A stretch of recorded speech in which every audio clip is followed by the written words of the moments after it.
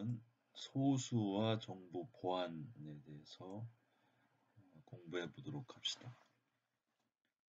사실은 정보 보안은 수학은 아니지만은 수학을 공부하다 보면 정보 보안 얘기가 많이 나와요.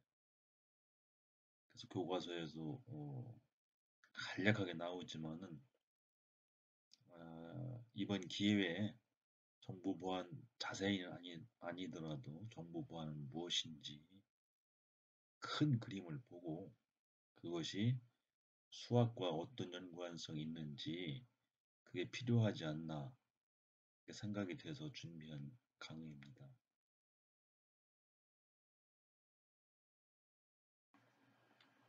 정보 보안이란 무엇일까? 말 그대로 하면 정보를 보호한다. 그런 뜻이 되겠죠. 그래서 Information Security 이렇게 영어로 부르고 기술, 도구, 정책 등의 수단을 통해 정보를 보호하는 것이라고 볼 수 있어요. 근데 이제 여러 가지 요소가 있는데 중요한 거 몇 개를 이렇게 거론을 하면은 첫 번째가 인증, authentication 이렇게 불러요. 상대방이 정당한 사용자인지를 확인하는 과정이 1차적으로 굉장히 중요합니다. 왜냐하면은 통신망을 통해서 이렇게 여러 가지 일을 하기 때문에 뭐 은행 이체를 한다든지 이런 일을 해야 되기 때문에 이 상대방의 얼굴을 볼 수가 없어요. 그러면 이제 어떠한 방식으로 상대방을 저 사람이 진짜 상대방이다 하는 것을 확인할 수 있느냐 그게 굉장히 중요하죠. 그걸 인증이라고 불러요. 그다음 권한, authorization 이렇게 불러요. 상대방을 확인을 했는데 그 사람이 어디까지 어떤 일을 할 수 있냐 사용자에게 주어지는 자원 활용 권한을 적절하게 조정을 해야 되겠죠. 그다음에 기밀성, confidentiality 이렇게 불러요. confidential하다 하면 비밀이다 그런 뜻이죠.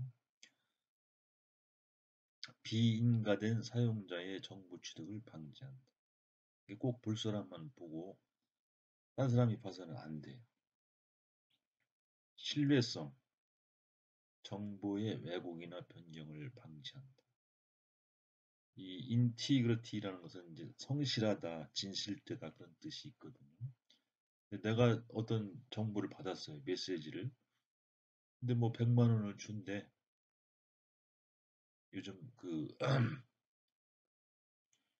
그런 사기꾼들이 많죠. 근데 그 메시지를 진짜인지 가짜인지 어떻게 할 거냐. 이제 그런 것을 이제 신뢰성이라고 이렇게 불러요. 그다음에 부인 봉쇄, non-repudiation, 어떤 행위를 부인하는 것을 방지한다.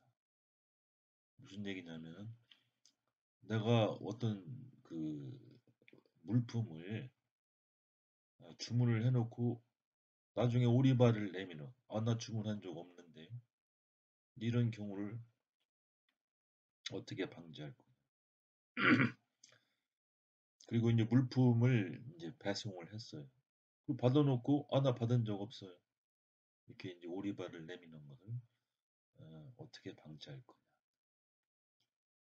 서비스 거부, denial of service, 도스라고 이렇게 불러요. 그래서 이걸 어떻게 방지할 거냐. 이건 뭐냐면 의도적으로 자원을 고갈시켜서 서비스 장애를 유발시키는 행위를 이제 서비스 거부라고 이렇게 불러요. 예를 들어서 수시로 접속을 해 어떤 컴퓨터에. 그럼 컴퓨터가 그 접속 처리하느라고 딴 일을 못해요. 서비스를 방해하는 거죠. 아니면 바이러스 같은 걸 이렇게 유포시켜서 그것이 컴퓨터 메모리라든지 CPU 그걸 다 갉아먹어. 그거 계산하느라고 딴 일 못하게 하는 것을 어떻게 방지할 거냐. 그 다음에 이제 마지막으로는 시큐리티 매니지먼트, 보안 관리라고 해요. 정보 보안은 결국 사람의 관리에 의존해요. 책임자는 사람이에요. 그래서 어떤 기술과 어떤 도구를 다 쓰더라도 완벽하게 할 수가 없어요. 그래서 사람이 옆에서 잘 되고 있는지 항상 관리를 해줘야 된다는 그런 얘기죠. 그, 여러분들은 이걸 뭐 자세히 알 필요는 없고, 정보 보안을 이제 조금 더 깊게 들어가면은, 한 단계 아래로 들어가면은, 아, 이렇게 할 일이 많구나 하는 것을 그 정도만 알아도 뭐 충분하다고 생각이 듭니다. 그다음에 이제 침입자의 유형을 봅시다. 침입한다는 얘기는 나쁜 사람이 이렇게 들어가지 말아야 될 곳을 들어간다는 얘기고, 여기에서는 들여다보지 말아야 될 그 정보를 들여다본다는 그런 의미에서 침입자죠. 아마추어 침입자가 있어요. 가장 많아요. 가장 많은 유형이고 범죄 경력이 없는 일상적인 사용자인데, 취약점. 이게 보니까 문이 열려 있네. 취약점을 vulnerability 이렇게 불러요. vulnerable 하다는 얘기는 휘발유처럼 이렇게 잘 날아가. 취약하다는 뜻이에요. 문이 열려 있으니까 한번 들어가 보자. 이런 걸 얘기하는 거죠. 들어가 보니까 이제 어이구 이런저런 욕심이 생겨서 그런 유혹에 끌리는 그런 내용이죠. 그럼 해커. 피해를 끼칠 의도가 없는 침투자. 취약점을 허용된 접근으로 해석한다. 취약점이 이것은 그냥 문을 열어놓은 것은 들어오라는 얘기구나 하고 이렇게 좋게 해석해서 들어가서 하다 보니까 이제 나쁜 결과를 유발을 시켜요. 해커는 나쁜 용어는 아니에요. 근데 우리가 이제 하도 해커 하니까 해커가 대표적인 용어가 돼버린 거죠. 원래는 그게 나쁜 용어는 아닙니다. 사소한 침투가 축적되면 큰 피해를 유발할 수가 있어요. 막대한 피해를 끼치므로 법 적용이 엄격하다. 크래커. 크랙이라는 것은 이제 깬다는 의미가 있죠. 코드를 깬다. 악의적인 침투자를 크래커라고. 해커의 의미로도 사용이 돼. 혼용이 된다는 얘기죠. 요거나 요것이 잘 구분이 잘 안 돼. 하도 혼용돼서 섞어서 쓰니까 잘 구분이 안 되지만 원래 해커는 나쁜 의도는 아니에요. 크래커가 나쁜 사람이에요. 아예 전문가, 커리어 크리미널, 의도적인 침투자, 어떤 이익을 목표로 범죄를 저지른다. 조직화 국제화되는 경향이 있어요. 뭐 어떤 이제 국가 북한이라든지 소련이라든지 미국이나 딴 데도 비슷해요. 전문가 해커들이 많죠. 침투를 왜 하냐? 정보 획득. 이걸 인더스트리얼 에스파이오니지 이렇게 불러요. 이게 스파이라는 얘기예요. 산업 기밀을 뽑아낸다든지 산업 스파이를 얘기하는 거죠. 경제적 이득, 파이낸셜 게인, 복수, 리벤지, 명성, 기술 과시, 퍼블리시티 하면은 유명하다 그런 얘기죠. 스킬 엑스비전, 기술 과시, 정치적 주장, 지식 습득 여러 가지 목적으로 침입을 해요. 우리가 제일 많이 하는 것이 이제 그 중에서 매일 사용하는 것이 사용자 인증이에요. 사용자 인증은 오센티케이션이라고 했죠. 오센틱하다는 것은 진짜다, 진품이다 그런 뜻이 있어요. 요구하는 조건을 갖춘 상대방인지 확인하는 것. 상대방의 진위를 확인하는 인증인데, 우리가 사회적으로 저 사람이 진짜 집 주인이야? 이렇게 할 때 우리가 떼어놓은 게 있죠. 인감이에요. 인감은 이제 도장을 만들어서 그걸 이제 제 3자한테 맡겨요. 동사무소나 국가기관에 맡겨요. 그래서 무슨 얘기냐면은 이 인감을 소지한 사람은 진짜 나 자신입니다.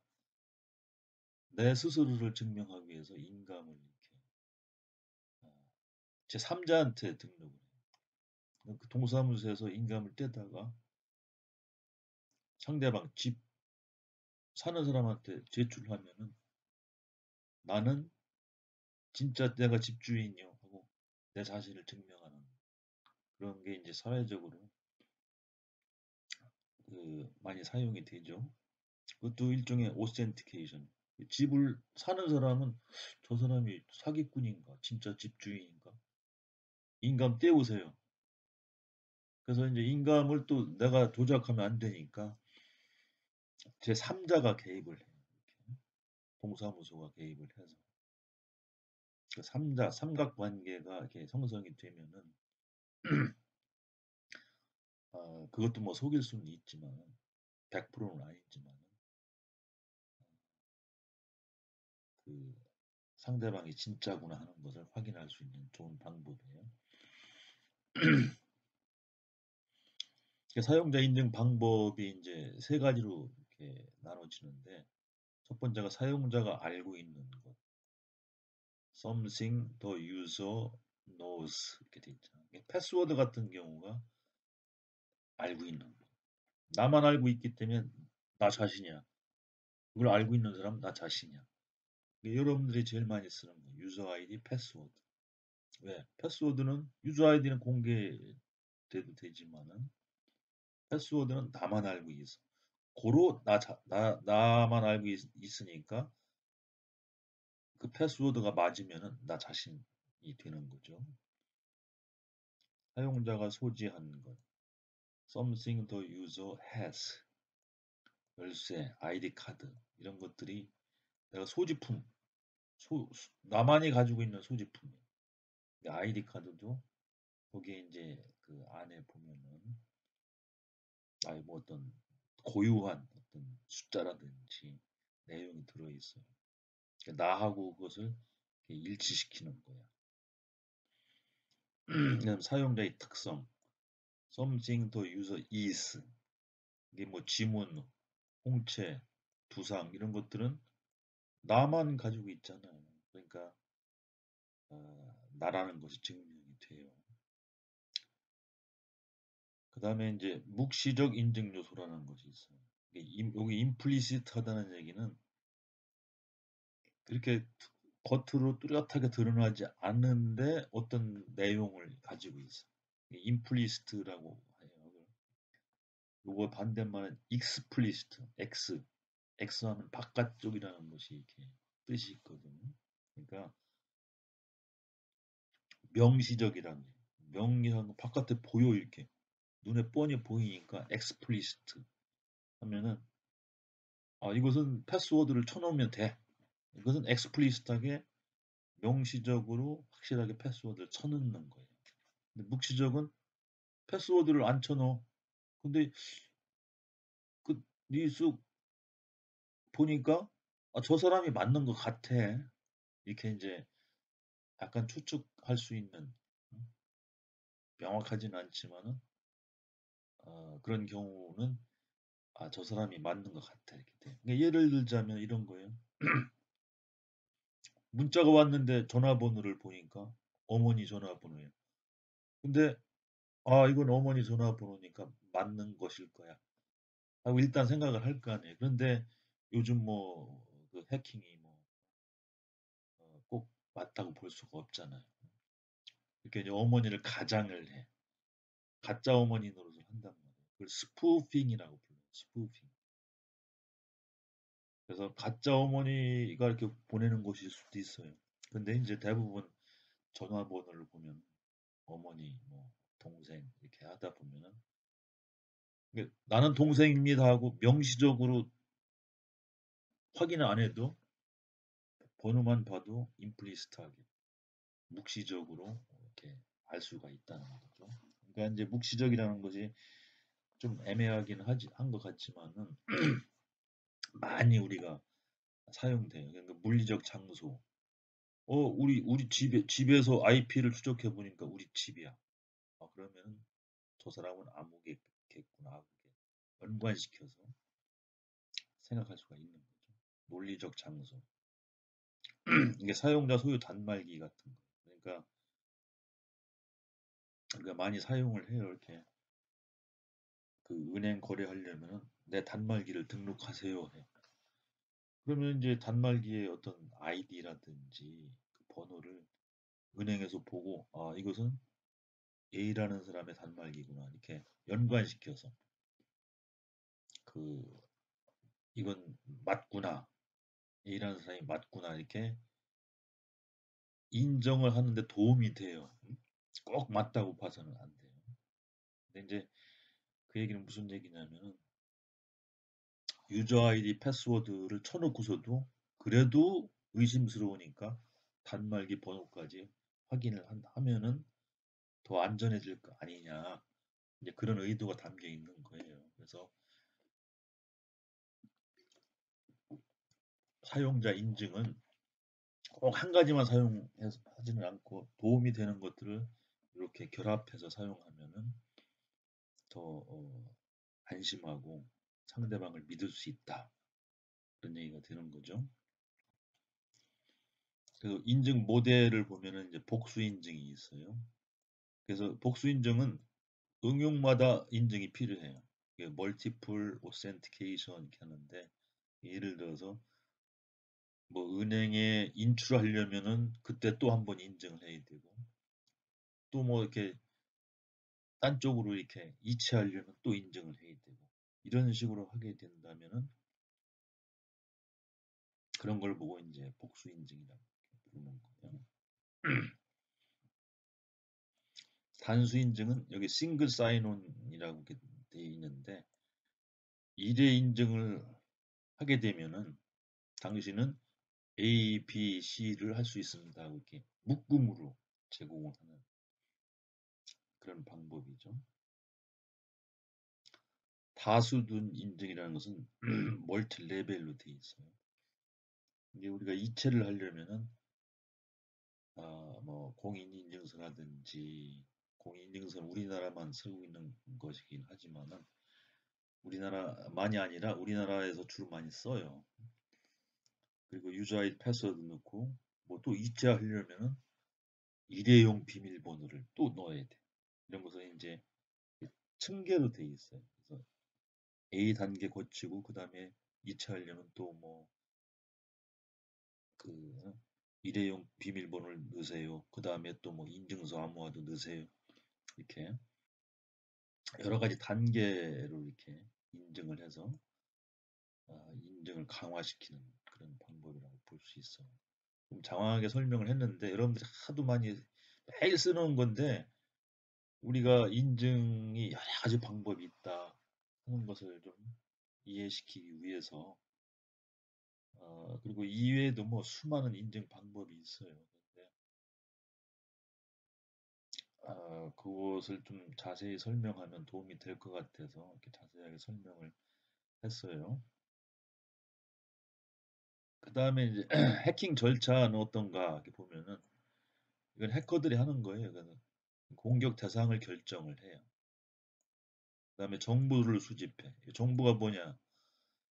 공격할 대상에 사용하고 있는 시스템은 뭐고, 운영체제는 뭐고, 통신망은 어떻게 구성되어 있고, 외부로 공개된 부분은 어떤지 등을 정보를 수집을 해요.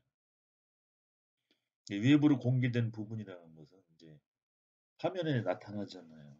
그러면 이제 은행 같은 경우는 첫 화면이 나타나. 가만히 보면은 이것은 프로그램 코딩을 뭘로 했구나.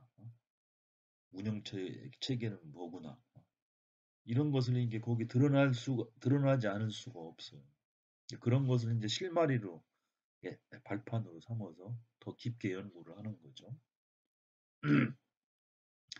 그 다음에 이제 어떤 시스템을 공격할 건지 선정을 해요. 여러 시스템이 있을 텐데 공격 대상을 결정을 해요. 그 다음에 이제 그 시스템의 보안 상태를 점검을 해요. 방화벽이 있는지, 보안이 어떻게 돼 있는지, 그런 허점을 찾아요. 허점. 이 허점이 이제 아까 얘기한 vulnerability, 취약점. 아, 보니까 여기가 취약하네. 이런 걸 안 해놨네. 그런 것을 발견을 하고, 그 다음에 그걸 발판으로 해서 침입을 해요. 여기 이제 뭐 여러 가지 기법과 도구가 있어요. 그래서 침입을 하고, 그 다음에 침입을 확대해.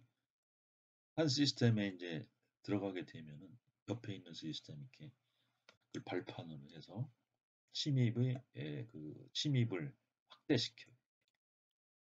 그 다음에 재침입에 대비해. 한 번만 하는 것이 아니라 다음에 또 이렇게 올 것을 대비해서 다음에는 쉽게 접근할 수 있도록 해야 되겠죠. 그래서 은밀한 접근 통로를 만들어 놔요. 이렇게. 그 다음에 이거 들키면 안 되니까 은폐를 시도해. 침입한 흔적을 없애 침입한 사실을 은폐를 시킵니다. 이것이 이제 가장 전형적인 해킹 절차예요.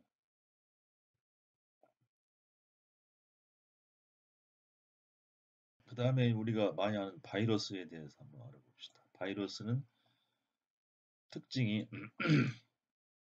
복제 기능이 있는 자동 기계.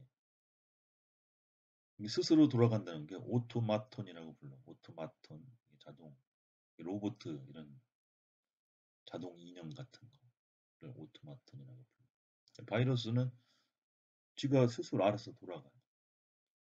컴퓨터의 통제 기능 획득이 가능하다.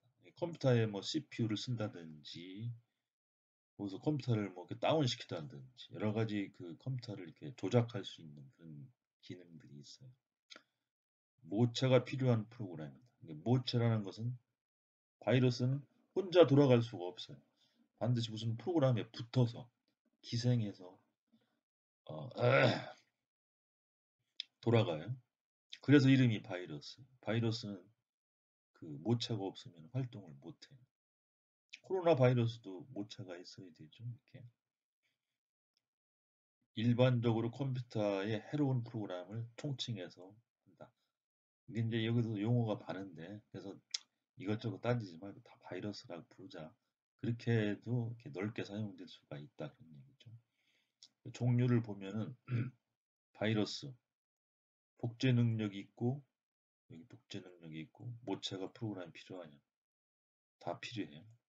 자기 복제하고 모체 프로그램이 필요하다. 박테리아, 양쪽 복제 능력이 있는데 모체는 필요 없어요. 자기 복제에 있고 직접 공격은 하지 않는다. 파일 복제 등을 통해 자원을 고갱시킨다. 벌레, 웜이라고 불러요. 복제 능력은 있는데 모체는 필요 없어요. 자기 복제, 직접 공격은 하지 않은 네트워크를 통해 확산된다. 자원을 고갈시킨다.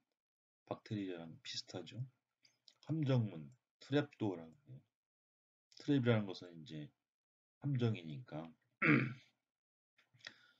복제 능력은 없어요. 근데 모체 프로그램이 필요해요. 무슨 프로그램이 필요해요.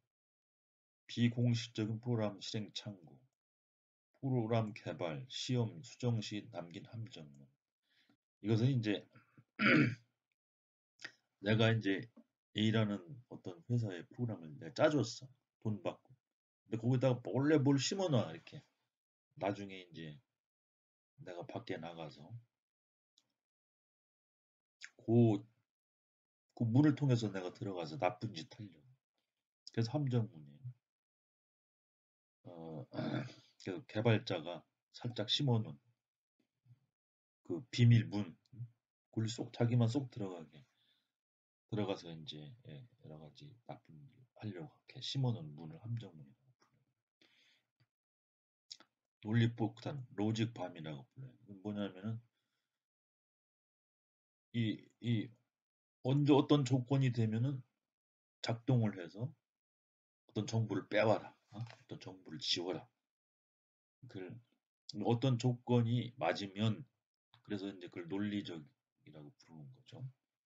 어떤 조건이 충족되면 수행된다. 한시적 소프트웨어 사용권 같은 것을 예로 들 수가 있어요. 트로이 복마, 트로잔 호스 이렇게 부르죠. 이것은 겉과 속이 다른 프로그램. 말을 끌고 갔는데 그 안에 이 저기 뭐야 적군이 숨어 있어. 겉모습과 내용이 달라. 어떤 명령어 같은 것에 적용할 수가 있어. 예를 들어서 파일을 카피해라 했는데 그게 파일을 지워라로 이렇게 실제 행위가 달라져. 그럼 큰일 나죠. 여러 가지 이제 이런 종류가 있어요. 그런 용어들도 알아두면 좋죠. 바이러스의 기능은 뭘 하냐? 여기 검색. 처음에는 서치. 자신을 복제할 파일이나 디스크 영역을 검색하고. 근데 이제 검색 루틴이 복잡하면은 들키기 쉬워요. 검색 루틴이 작으면은 좋은 검색을 기대하기 힘들죠. 그다음에 복제. 자신을 새로운 영역에 복사해요. 복사 루틴의 크기는 바이러스 코드의 복잡도에 따라서 달라요. 그냥 바이러스는 조금 해야 돼요. 안 들키게. 복사 루틴의 크기가 발견되지 되게 힘들도록 작아야 한다. 그다음 실행. 바이러스 본연의 기능을 실행을 해요. 뭐 자료를 파일을 지우거나 사용자를 방해한다거나. 그다음에 은폐. anti-detection. 자신의 활동을 사용자가 알아채지 못하게 하는 기능. 루틴 크기가 작아야 발견이 어려워. 실행 시간의 조정을 통해 발견하기 어렵게 한다. 사용자가 유사한 일을 수행하는 동안에 실행되도록 한다. 이게 바이러스의 대표적인 기능이에요. 다음은 이제 암호화에 대해서 알아봅시다. 암호화는 뭐냐? 개념적으로 보면은 송신자와 보내는 사람과 수신자가 있어요. 샌더, 리시버 이렇게 부릅니다. 원문이 이제 원래 데이터예요. 오리지널 데이터. 그걸 평문이라고도 불러요. 플레인 텍스트라고 불러요. 플레인하다는 평평하다는 얘기. 이게 우리가 뭐 글씨 쓴 것처럼 1, 2, 3, 4, 5 다 이렇게 볼 수 있잖아요. 그것을 암호화를 해요. 인크립션이라고 불러요. 이 인이라는 것은 들어간다는 뜻이 있잖아요. 크립트 한다는 새긴다는 뜻이 있어요. 크립트하다. 이게 글씨로 쓴다는 얘기예요. 우리가 글씨 쓰는 것을 크립션이라고 불러요. 근데 이제 암호화는 이제 인크립션이라는 얘기는 1, 2, 3, 4, 5를 그냥 하는 것이 아니라 다른 이상한 기호로 이렇게 바꿔서 기록한다. 그걸 보고 이제 그렇게 기록을 바꿔 보통 문장을 암호문으로 바꿔요. 그래서 이것을 사이퍼 텍스트 이렇게 불러요. 사이퍼 한다는 얘기도 새긴다는 바꿔서 새겨진 다시 쓰여진 문장에서 사이퍼 텍스트 이렇게 불러요. 근데 이것은 여기 이제 암호 분석자라든지 여기 뭐 나쁜 사람들이 이것을 훔쳐가서 이걸 이렇게 화살표가 있는 것은 엿듣는다는 뜻이 있어요. 빼가거나 엿들어도 이게 이제 암호 해독을 하려고 이제 해도 어렵다는 얘기죠. 이 키라는 얘기가 나오는데 키를 모르기 때문에 해독을 못해요.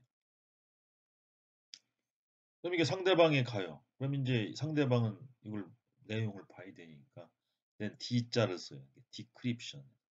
인하고 D는 반대인 얘기니까 디크립션. 여기는 색이고 색인 것을 원래 복이라는 것은 복구시킨다는 뜻이에요. 원래대로 이렇게 만들어. 그러면 이제 평문 원래 그 1, 2, 3, 4 눈으로 보이는 것이 나타나요. 원문을 이렇게 복구해서 이게 무슨 뜻이구나 이렇게 알게 되는 거죠. 이게 이 그림이 단순한데 암호화는 이렇게 보내는 사람과 이렇게 받는 사람 사이에 그 중간에 뭔가 모르게 이렇게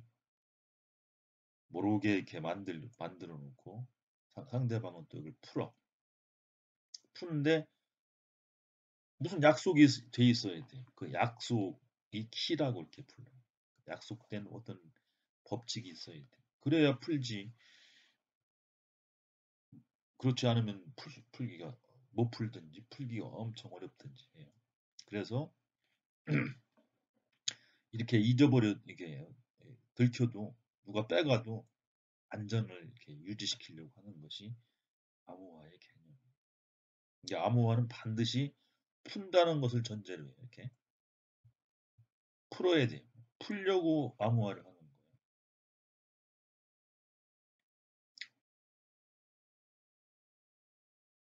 전치라는 것이 있어요. 여기 전치는 트랜스포지션인데 포지션은 위치잖아요. 위치를 트랜스한다는 위치를 옮긴다는 뜻이에요. 위치를 바꾼다 그런 뜻이에요. 그래서 예를 들어서 여기 프라이빗 하면은 개인적인, 사적인 그런 뜻이 있잖아요. 영어로. 근데 이것을 이렇게 막 위치를 바꿔. 이거 막 이렇게 바꾸면은 이건 뭐 옆에서 이렇게 사람이 훔쳐가도 이걸 해석을 못해. 무슨 뜻이지? 근데 이제 이것을 이제 이렇게 원위치를 시켜 이렇게 프라이빗. 이게 요것은 이제 그냥 밖에 나가도 해석이 안 되는 거죠. 근데 이제 요 룰을 아는 사람, 이건 몇 번째로 옮겨라 이렇게 룰을 아는 사람, 그게 키예요. 그걸 아는 사람은 이건 요거라고 뜻을 할 수가 있어. 그래서 그것을 우리가 이제 보면은 인크립트 하는 것은 이렇게 위치를 바꾸는 행위가 인크립션. 그다음에 전송을 해. 통신망을 통해서 전송을 해. 근데 이 전송 과정에서 이제 훔쳐가도 못 풀어. 디크립트는 이걸 원위치 시키는 거. 요때는 키를 알아야 돼. 키가 꼭 뭐 키를 넓게 해석하면은 요 규칙을 아는 거예요. 규칙. 이걸 이제 이게 옛날에는 이제 이걸 많이 썼어요. 뭐 컴퓨터도 없고 그럴 때는 어떤 규칙을 정해서 그뭐 군사 싸움 하는데 그냥 몇 시에 쳐들어가 공격해라 이렇게 하면은 다 들키잖아요. 그러니까 그걸 교묘하게 바꿔.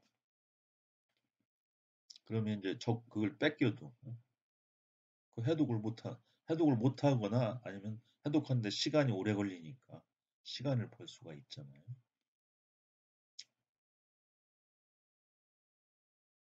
전치는 전치인데 행렬식 전체. 행렬이라는 것은 그 매트릭스라고 나오는데 이렇게 네모 박스처럼 이렇게 배열을 한 줄로 하는 게 아니라 네모 박스로 배열을. 그러니까 여기 예를 들어서 fire the missile at 4 4시에 미사일을 발사하라 그런 뜻이잖아요. 붙였었어요 이렇게. 근데 이것을 매트릭스를 만들어 크리에이트는 만든다는 뜻이죠. 매트릭스를 만드는 게 fire 하나 둘 셋 넷 다섯 개 더 미사일 at 4 이렇게 네모칸으로 이렇게 정리를 해. 이게 인크립트하는. 그리고 보낼 때는 이렇게 보내. 이렇게 가로로 보내는 게 아니라 이렇게 세로로 보내. 이렇게. 이렇게. 예? 그다음에 FH 이렇게 되잖아요. 이렇게. 그 다음에 또 이렇게 보내. 이걸 이렇게 보내. 이렇게 보내. 그러니까 이렇게 가로로 잘라서 이렇게 보내니까 세로로 잘라서 보내니까 결국 이런 그 글자가 나타나요. 이걸 그 통신망을 통해서 보내든지 아니면은 옛날 같으면 이제 병사들이 그 통에 넣고 막 전달하러 가죠. 그럼 잡혀도 이것이 무슨 뜻인지 알 수가 없어. 병사도 모르죠. 이걸 뭐 병사는 우체부처럼 해서 이런 룰을 모르니까 옛날에는 병사를 잡아도 그거 물어봐야 소용없어요. 쓴 사람만 아는 거니까. 그래서 기밀 유지가 되는 거고. 요즘 같으면 이제 통신망을 타고 가도 풀기가 어렵고, 뭐 요즘 같으면 금방 풀죠. 그런데 이제 컴퓨터가 빠른 게 있으니까. 근데 받는 사람은 이제 알아. 왜? 룰을 알기 때문에. 사실 이렇게 네모칸으로 해서 이렇게 읽어라. 그럼 뜻이 나온다 하는 걸 알기 때문에 이 사람은 금방 이것을 이렇게 복구를 해내요. 그다음 대체 방법이 있어요. substitution이라고 불러요. 이게 이제 여기 A는 D로 하고 D로 표현하고 B는 C로 하고 E로 하고 C는 F로 하고 이렇게 대체 기호를 대체하는 거죠. 그럼 여기 이제 프라이빗이 이렇게 대체하다 보면은 이런 이상한 뜻을 알 수 없는 걸로 대체가 돼요. 근데 이제 여기 디크립트 하는 사람은 그 룰을 알기 때문에 이렇게 원래를 이렇게 복구할 수가 있어. 이거 이제 substitution matrix 이렇게 돼 있는데 대체, 행렬, 네모칸 이렇게 그런 것을 만들어서 활용을 해줘. 그래서 여기 오리지널 캐릭터 이렇게 돼 있잖아요. 원래 문자를 substitution 캐릭터, 대체 문자로 바꾸는 거. 여러분들 그 에드가 알렌 포의 황금 벌레라는 그런 소설이 있어요. 그럼 이제 거기에 가면은 이런 어? 대체 암호화가 거기서도 소설 속에서 사용이 돼요. 그리고 그 다음에 이제 데이터 암호화, 그 데이터 인크립션이라고 하는데 요즘 컴퓨터가 있으니까 데이터를 키와 연계하여 뒤섞어. 여기 뭐 복잡한 그림이 나오는데 이건 뭐 신경 안 써도 돼요. 이건 이제 유명한 DES 데이터 인크립션 스탠다드라는 하나의 기법을 나타내는데 이것도 마찬가지로 플레인 텍스트 평문을 64비트짜리 평문을 여기 퍼뮤테이션 이런 얘기는 이제 막 이게 앞뒤를 막 이렇게 뒤섞는다는 거죠. 섞는데 56비트 키에 의해서 섞어요. 이것이 하나의 방법이에요. 키라는 것은 하나의 값이기도 하고 하나의 그 소유물이기도 하지만 사실은 섞는 방법이 요 키에 담겨 있다고 보시면 돼요. 그래서 아까 매트릭스라든지 이런 걸 아는 사람 금방 풀듯이 키를 알고 있는 사람은 원위치를 시킬 수가 있어요. 그래서 뭐 여기 이제 뭐 복잡한 수하고 어쩌고저쩌고 해서 이렇게 어? 데이터를 막 뒤섞어. 그럼 중간에 이걸 훔쳐가도 풀 수가 없어. 왜? 키를 모르기 때문에. 그것이 이제 요즘의 암호화의 기본적인 핵심이에요. 다 똑같아요. 거의 다 비슷해. 여러 가지 뭐 수많은 방법은 있지만 그 원리는 막 비트는 이제 0101 이렇게 그 나열되는 거잖아요. 01010 막 그걸 막 섞어. 그리고 받는 사람은 그걸 키에 의해서 원위치를 시켜서 내용을 봐요. 그래서 이 키가 굉장히 중요한 요소예요. 키. 예, 키가 이제 종류가 두 가지가 있어요. 대칭 키, 시메트릭 키, 비대칭 키, 애시메트릭 키 두 가지가 있어요. 근데 시메트릭 키는 송신자와 수신자가 같은 키를 사용하니까 둘이 주고받을 때 키로 암호하고 이쪽은 복구하고. 근데 이제 중간에서 해커들이 그걸 뺏어가도 키가 없으니까 풀 수가 없어. 그래서 근데 1대1 통신은 좋으나 불특정 다수 간의 n 대 n 통신은 적합하지. 왜냐하면은 이게 n이 뭐 10,000명이라고 합시다. 만 곱하기 만 하면 1억인데 그럼 이쪽에 10,000명 저쪽에 10,000명 있으면은 키를 다 다른 것 서로가 다른 것을 다 갖고 있는데 1대1은 괜찮은데 또 옆 사람하고 통신하려면 또 다른 키가 필요해. 그러니까 이제 10,000명과 10,000명이 자유스럽게 그 암호화를 해서 통신하려면은 만 곱하기 만 1억 개의 키가 필요하다는 뜻이죠. 그렇죠? 그러니까 이것은 1대1에는 괜찮지만 전자상거래라든지 이런 것에서는 불편해. 그러니까 이제 사람들이 고민이 많아요. 이걸 어떻게 해결하지? 이거 해결 못하면은 전자상거래 이런 거 하기 힘들다. 그래서 이제 사람들이 열심히 연구를 해서 여기 밑에 있으면 78년도 이제 78년도에 여기 리베스트 샤미르 아들만 여기 RSA라고 불러요. 그 사람들이 이제 수학자인데 그러니까 이제 이 공개키라고 공개키 알고리즘은 퍼블릭 키 이렇게 하는데 이것을 이제 수학적으로 이렇게 만들어서 해소가 됐어요. 그래서 지금 이제 그걸 공개키라고 부르는데 이때 이제 우리가 배웠던 소수가 여기서 활용이 돼요.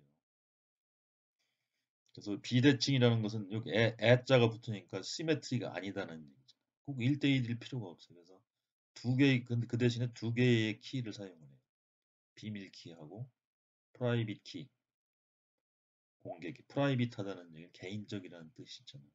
퍼블릭하다는 얘기는 공공이라니까.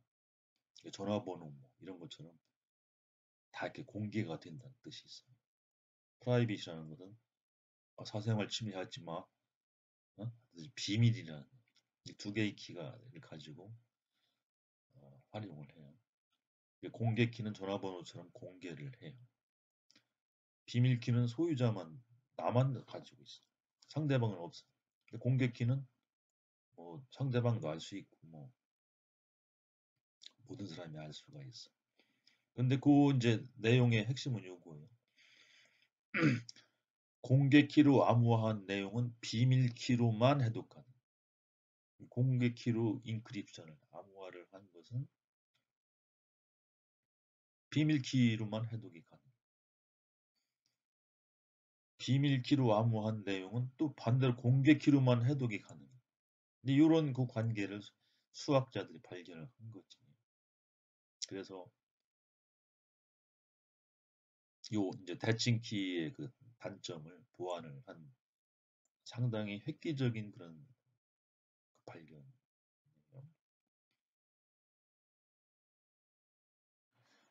근데 이제 그럼 공개 키와 비밀 키에 숨겨지는 그 핵심이 뭐냐? 공개 키는 이런 거예요. 100자리 이상의 큰 수수, 뭐 100자리, 200자리 큰 수수, P1과 P1이 있어. 우리 소수 배웠으니까 익숙하죠, 이제. 그 두 개의 소수를 곱하는 것을 생성을 해요. 그러면 이제 100자리, 100자리 두 개 곱하면 200자리가 되겠죠. P는 200자리가 돼. 커. 그럼 이 P는 두 개의 소수의 곱이니까 합성수죠. 근데 이 P를 공개해. 이게 어떤 두 개의 소수인데 소인수분해 한번 해봐라. 그래서 찾아봐라. 그러니까 P를 공개를 하고 이게 두 개의 소수인데 P1과 P2를 찾아보세요 하고 하다 보면은 이게 너무 커서 소인수분해를 못해. 이렇게. 그래서 P를 공개 키로 써요. 즉 공개해도 P1과 P2를 찾을 수가 없어. 찾기는 찾는데 수백만 년, 뭐 수억 년 이렇게 걸려.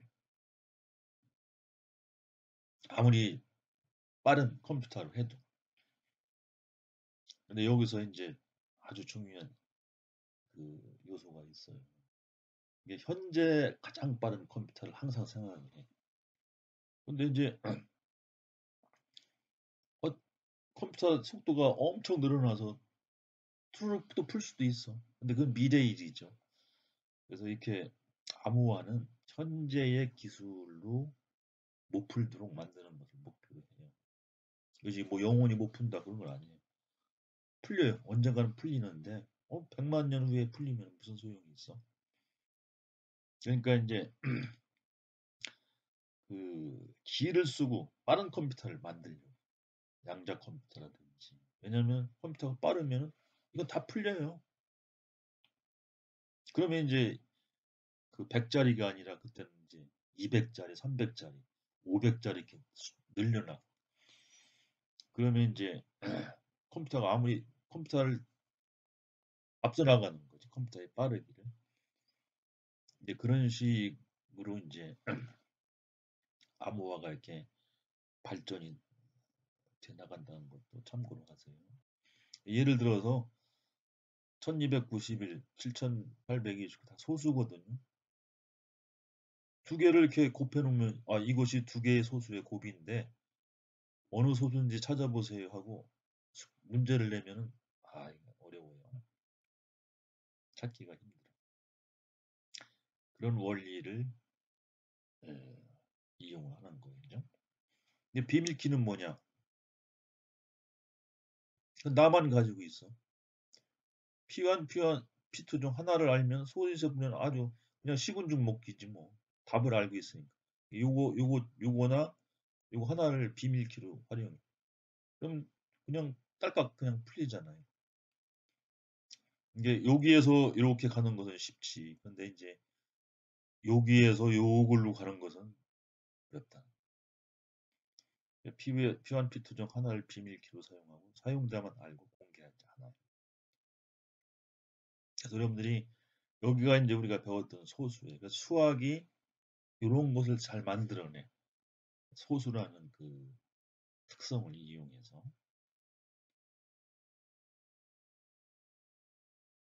근데 이제 공개키 알고리즘의 이제 응용을 이건 뭐 그냥 여러분들 참고로 보세요.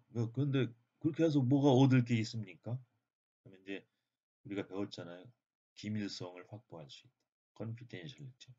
기밀성은 뭐였었죠? 중간에서 이렇게 뺏어가도 엿들어도 못 풀어. 그러니까 알 수가 없으니까 그 비밀이 유지가 돼요. 그것이 기밀성. 그러면 이게 뭐냐? 상대방의 공개키로 암호화를 해. 여기 보자는 사용자 A가 있어. 사용자 B가 있어. 그래서 A가 B로 보낼 때 여기 플레인 텍스트, 평문, 보통 문장을 이 사람의 공개키로 B의 공개키로 암호화를 해. 그래서 이걸 이렇게 쭉 보내요. 통신망을 통해서. 근데 중간에 해커가 이렇게 따와도 이걸 못 풀어. 왜? 이걸 풀 수 있는 사람은 B의 개인 키로만 풀려. 이렇게. B의 개인 키로만. 비밀 키로. B의 비밀 키로만 풀리기 때문에 이렇게 보내도 뭐 여기서는 풀 수가 없어. 그래서 여기 디크립트는 이 사람은 자기 자신이기 때문에 자기 비밀 키를 가지고 있어. 그러니까 싹 자기 비밀 키를 꺼내서 딱 풀어. 그다음에 내용이 톡 이렇게 튀어나와. 이렇게. 그리고 이것이 기밀성을 보호한다. 중간에서 이 사람이 따와도 훔쳐가도 비밀키가 없으니까 풀 수가 없어. 그리고 기밀이 보장된다. 그래서 여기 상대방의 비밀키로만 복구할 수 있어서 암호문, 사이퍼 텍스트를 훔쳐가도 복구가 불가능하다. 두 번째 응용은 뭐냐? 상대방에 대한 인증의 기능이 있어요. 자신의 비밀키로 암호화하면 자신의 공개키로만 암호해두기 가능. 상대방은 송신자의 공개키로 암호문을 해독한다. 해독이 되었을 경우 상대방을 인증하는 것을 간주한다. 무슨 얘기냐면은 사용자 A가 있고 사용자 B가 있어요. 그럼 A가 이제 B한테 보내는데 여기 어떤 그 내용을 플레인 텍스트를 나의 비밀키로 이렇게 암호화를 A의 비밀키로 암호화를 하는 거예요. 그리고 이걸 이렇게 보내요. 보내다 보면은 근데 이게 B는 이제 이걸 풀어야 되는데 어디에서 공개가 된 그 어떤 그 데이터 베이스에서 A의 비밀키를 갖고 와서 공개 키를 A의 공개 키를 갖고 와서 풀으니까 이게 풀리면 어떻게 되냐 보세요. B는 이렇게 확신할 수가 있어. 이게 A의 공개 키는 아무데나 얻을 수가 있잖아요. 전화번호처럼 공개가 되니까. 공개 키로 풀리는 거 보니까 상대방은 틀림없이 A일 수밖에 없다. 왜? A의 비밀키로 암호화할 수 있는 사람은 세상 A밖에 없어요. 왜? 비밀키는 A밖에 A의 비밀키는 A밖에 갖고 있는 사람이 없잖아요. 세상에.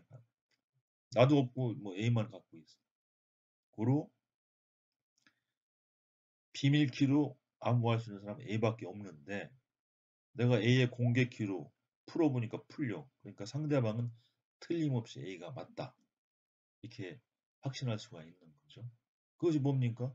상대방은 진짜구나. 진짜 A가 맞아. 이런 내용이 되겠죠. 근데 이런 경우는 어떻게 돼? 해커들도 이걸 따오면은 해커들도 A의 공개키는 다 공개됐으니까 얻을 수 있잖아요. 풀어보니까 풀리네. 아, 그럼 이게 A는 자기가 A구나 하는 것을 확신할 수 있어.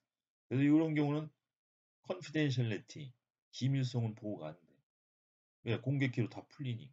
해커도 좋고 뭐 사용자 B도 다 풀릴 수가 있어요. 단지 이것만 알 수 있어. 상대방은 A가 틀림없다. 그건 알 수가 있는 거죠. 그래서 이제 응용 3인데 기밀성과 인증 기능을 같이 얻자 하려면 첫 번째, 자신의 비밀키로 1차 암호화를 해. 근데 이건 비밀키로 암호한 것은 누구나 풀 수 있으니까. 그 다음에 상대방의 공개키로 2차 암호화를 해. 여기 보면은 사용자 A가 B한테 보내요. 근데 첫 번째는 나만 가지고 있는 내 개인 키로 암호화를 해. 그리고 여기 이제 흘러갈 때 이 사람이 보면 안 되니까 상대방의 공개 키로 또 암호화를 해요. 두 번 암호화를 하는 거지. 그리고 상대방의 공개 키로 암호한 것은 상대방의 개인 키로, 비밀 키로만 풀리니까 이렇게 네트워크를 흘러가도 이 해커가 따와도 상대방 B의 비밀키가 없기 때문에 이건 뭐 풀 수가 없어. 고로 요 과정에서 보내는 과정에서 기밀성이 유지가 돼요. 그 다음에 A는 이제 자기 자신의 개인 키로 이걸 풀고 나서 두 번째 A의 공개 키를 얻어다가 공개된 공개 키를 얻어다가 풀려. 그러면은 뭘 알 수 있냐? 상대방은 A가 틀림없구나. 왜? 이걸 A의 비밀키로 암호할 사람은 A밖에 없기 때문에 상대방은 A가 틀림없어. 그래서 두 가지 효과를 얻을 수가 있어요. 그래서 기밀성과 인증 기능을 이렇게 두 가지를 동시에 얻으려면 두 번 이렇게 암호하고 상대방 역순으로 복호해요. 예, 두 번 또 이렇게 복호해서 두 가지 기능, 기밀성과 인증 기능을 얻을 수 있다. 이것이 이제 공개키 알고리즘의 가장 중요한 핵심적인 두 가지 요소예요. 여러분들은 자세히는 몰라도 이런 것이 있구나. 이렇게 알면은 이제 여러분들이 이제 사회생활 할 때 뭐 공인인증서가 뭐냐, 뭐 은행, 아직은 이제 부모님이 다 해주시겠지만은 머릿속이 조금 정리가 될 것 같아서 이렇게 설명을 드렸어요. 조금 길게 정보 보안과 수학, 특히 소수와의 관계를 중심으로 설명을 했는데 사실은 선생님 속마음은 지금 정보 보안이 뭐 너무 많이 이렇게 회자가 되고 있는데 그 핵심적인 큰 그림을 젊었을 때 좀 경험해 봤으면 좋겠다. 이렇게 한번 훑어봤으면 좋겠다. 그런 욕심에서 준비를 한 거니까 너무 부담 갖지 말고 한번 훑어봤으면 좋겠어요. 그래서 정보 보안이 재미있냐고 한번 물어봤어요. 그리고 어느 부분이 재밌을 것 같아요. 암호화는 수학적이라고 생각하나요? 현재 사용하는 암호화 방법보다 더 좋은 방법은 없을까요? 하고 이렇게 몇 가지 같이 생각할 점을 제시를 했으니까 여러분들이 이걸 염두에 두고 한번 여러분들도 생각을 해봤으면 좋겠습니다. 여기까지입니다.